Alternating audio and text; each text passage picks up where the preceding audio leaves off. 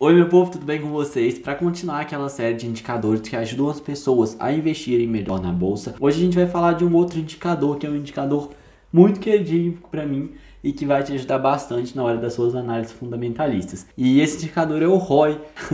Se você tem o interesse de aprender um pouquinho mais da análise fundamentalista e entender sobre o ROI, cola comigo nesse vídeo que eu vou te explicar um pouquinho mais como analisar esse indicador aí das suas ações. Fechou? Bora lá então. Bom, pra gente começar a falar, né, o ROI ele vem de uma sigla em inglês que é Return of Equity, que é basicamente retorno sobre patrimônio líquido. Se a gente for traduzir mais ainda, é o quanto que o lucro líquido dele representa no patrimônio líquido da empresa. Mas o que é afinal o lucro líquido, o patrimônio líquido? Vamos explicar um pouquinho melhor essas coisas para vocês entenderem melhor do que eu estou falando. Bom, o patrimônio líquido ele é a diferença entre todos os ativos ali da empresa, né? Ou seja, dinheiro em caixa, imóveis, contas a receber, tudo que for gerar algum retorno para a empresa, né? É um ativo. E o passivo são todas as contas a pagar, dívidas da empresa, em que ela vai ter que despender dinheiro daqui a um tempo para pagar essas coisas. Então tudo isso aí é o passivo. E aí, né, o patrimônio líquido, ele acaba sendo a diferença entre todos os bens menos todas as despesas. De todos os bens da empresa, tirou a despesa, o que sobra ali é o patrimônio líquido. Ele é essa diferença aí. E só para deixar um pouquinho mais claro, vamos falar sobre o lucro líquido também, que ele faz parte aí dessa conta do ROI. O lucro líquido, ele é basicamente toda a receita da empresa, ou seja, ela vendeu um sapato, por exemplo, o lucro líquido vai ser o dinheiro que ela vendeu aquele sapato, ou seja, aquele valor total, menos todos os impostos, despesas, custo da mercadoria, enfim, depois de todos os custos, todas as despesas, o que realmente vai para a organização, isso é o lucro líquido. Sei lá, vendeu um sapato por R$50 e pagou R$35 de despesas e custos e tudo mais. Os R$15 vão ser o lucro líquido, que é aquele dinheiro que realmente ficou para a organização. E aí, né, por que a gente tem que saber sobre o lucro líquido e o patrimônio líquido para entender o ROI? Porque o ROI é basicamente isso. Ele é a diferença entre o lucro líquido e o patrimônio líquido. É o lucro líquido ali dividido pelo patrimônio. E por que a gente divide esses valores, né? Porque quando a gente tem um patrimônio líquido de uma empresa, ou seja, os bens dela, a gente espera que aqueles bens daquela empresa produzam algum retorno para a organização. Afinal, o objetivo das empresas, né, é gerar algum retorno para a sociedade e lucrar em cima disso. Então, quando a gente tem um patrimônio líquido, a gente espera que ela consiga gerar algum retorno sobre aquele patrimônio que é dela. Quando ela gera um retorno bom em cima desse patrimônio que ela já tem, isso ali é um indicador de uma boa gestão.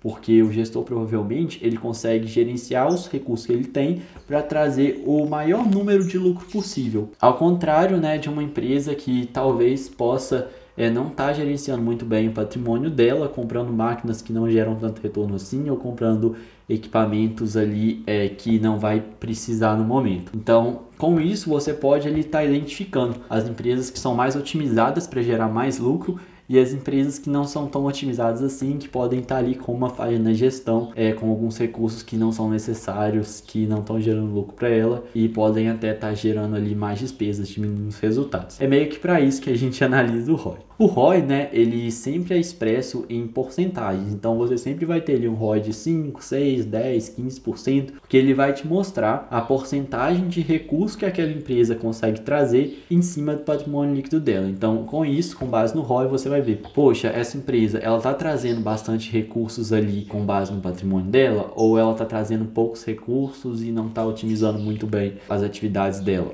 É uma coisa aí que você vai ter que considerar na hora de fazer as suas análises. Que aí a gente vai conseguir identificar, né, gestões mais sólidas e melhores para as empresas. Só que quando a gente vai analisar um ROI, né, agora que vocês entenderam já o que é o ROI, a gente tem que deixar algumas coisas claras para não haver alguns desentendimentos, algumas análises meio erradas quando a gente vai olhar esse indicador. Porque o ROI, ele não é um indicador que você pode olhar ele isoladamente, né? Aliás, nenhum indicador você pode olhar isoladamente, é tudo um conjunto de fatores. Justamente porque, dependendo ali dos números da empresa, o ROI, ele pode ser um pouquinho maquiado, sabe? Não exatamente maquiado, mas ele pode te falar que é um resultado, só que na real não é aquele resultado, porque a empresa às vezes está com uma grande dívida, ou está com um patrimônio líquido muito pequeno. Mas deixa eu explicar para vocês. O que acontece, né? Como ele é a divisão do lucro líquido pelo patrimônio líquido, se aquela empresa tiver muitas dívidas, né? Quando for fazer ali a conta do patrimônio líquido, o patrimônio líquido ele vai dar muito pequeno, porque a empresa às vezes pode estar muito endividada. E quando o patrimônio líquido ele dá pequeno, na hora que você for dividir o lucro pelo patrimônio líquido, vai dar um ROI bem grande, porque o patrimônio líquido vai ser pequeno e qualquer lucro que der ali vai inflar o ROI por conta das dívidas que essa empresa tem que diminuíram o patrimônio líquido. Então,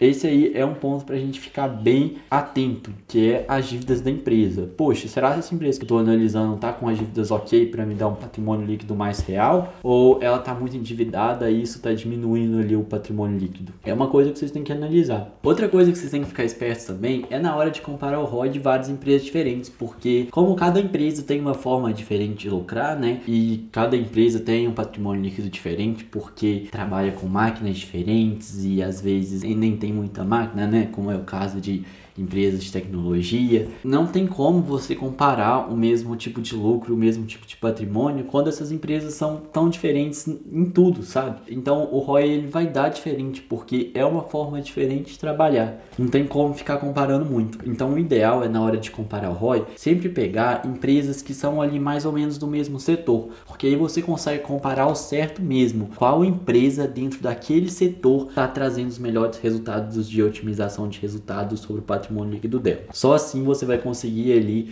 ter uma análise mais crítica em cima daquele setor, porque se você estiver comparando vários setores diferentes, sempre vão vir uns resultados meio aleatórios assim, porque cada setor tem uma forma diferente de gastar dinheiro. Outro ponto que é muito importante também ali na hora de analisar o ROI é o ponto da questão do tempo, né, que eu sempre falo aqui, falei no vídeo anterior, vou falar nesse também, que é não analisar só o indicador atual da empresa, porque as empresas elas podem passar por períodos muito bons e podem passar por períodos muito ruins também. Então você tem que entender se aquele ROI que aquela empresa está apresentando ali naquela hora é um ROI crescente, um ROI que sempre se manteve ali na linha e está subindo. Não é um ROI que sempre foi ruim e só por um período específico no tempo, né, um ano atípico, aquele ROI começou a ficar bom porque a empresa teve um resultado ali que não está muito dentro dos padrões dela. Com isso a gente consegue identificar as empresas que são mais sólidas, porque uma empresa sólida, ela traz um ROI crescente ali para sempre. Agora, essas empresas que não são tão sólidas assim, que ainda tão capengando, né, vamos dizer assim, às vezes tem um ROI muito ruim, às vezes tem um ROI muito bom e fica naquele vai e volta. E isso é um pouco arriscado pra gente que quer investir a longo prazo, já que a gente não sabe se aquela empresa, ela vai conseguir, né, crescer muito mais, porque ela só tá indo e voltando, ela não firma e não sobe de forma... Lógico que tudo depende, assim, da forma que você está querendo investir, né? Do jeito que você está querendo comprar a empresa. Mas se você quiser pegar empresas mais sólidas, você vai ter que olhar o ROI aí, histórico, né? Para você ver como que aquele indicador ele se performou aí ao longo do tempo. Se esse ROI que você está olhando agora não é um ROI atípico da organização. E por último, né, e o menos importante possível, a gente tem uma regra aí que não sei quem fez essa regra, não sei se essa regra ela é uma válida aí para todo mundo, mas muita gente hoje não costuma gostar muito de ROIs abaixo de 5%, porque dizem que é um ROI muito arriscado, né? Afinal, a empresa não está trazendo quase nada sobre o patrimônio dela. Eu não sei dizer para vocês se essa estratégia é real, mas eu sigo ela, eu não costumo pegar empresas com ROI muito baixo, assim, abaixo de 5% eu já nem olho direito, porque não faz muito sentido para mim, sabe? Eu quero uma empresa ali que traga um resultado bom em cima do patrimônio líquido dela. No mais, meu povo, é isso. Eu espero que vocês tenham gostado desse vídeo e tenham entendido um pouquinho aí sobre o ROI das empresas, né? Se vocês tiverem alguma dúvida, pode deixar aqui nos comentários. Eu vou tentar responder todos e se eu não responder, talvez alguém te responda aí te ajudando a responder a sua pergunta. Aqui nos comentários é muito bom também que vocês deixem as dúvidas, porque aí que eu respondo serve para várias pessoas responderem. Se vocês mandam no e-mail ou no Instagram, eu não consigo responder porque é muita coisa. E essa dúvida acaba não passando para as outras pessoas entenderem também. Então eu sempre dou preferência de responder os comentários aqui no canal. Então se você comentar aqui, você tem muito mais chance de ser respondido. Fechou? Me segue no Instagram se você quiser entender mais sobre o mundo financeiro, porque lá eu posto muita coisa também. E se inscreve no canal para aprender mais sobre investimentos no YouTube também, né? Compartilha com os amigos e até a próxima. Tchau, tchau.